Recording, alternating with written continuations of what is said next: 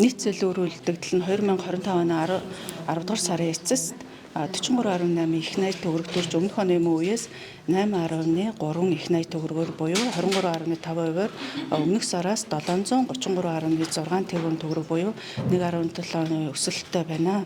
Тэгээд ерөнхийдөө энэ зээл өрүүлдэгдлийн нийт төрлөөр нь авч үзэх юм бол 59.7% нь иргэдийн зээл, 38.7% нь аж ахуй нэгж байгууллага буюу хувийн байгууллагын зээл, 1.6% нь улсын байгууллагын, 0.9% нь бол санхүүгийн бусад олон бусад байгууллагуудын зээлийн өрүүлдэгдэл эзэлж байна. Иргэдийн зээл нийт зээлийн өрүүлдэгдлийн 59.7% нь эзэлж байна. Үүнээс улбалаад иргэдийн зээл 2025 оны 9-р сарын байдлаас 24.5 их найт төгрөг хүрч өмнөх оны үеэс 4.5 их найт төгрөгөөр буюу 21.4%-аар өмнөх сараас 374.8 тэрбум төгрөгөөр буюу 1.5% өсөлттэй байна.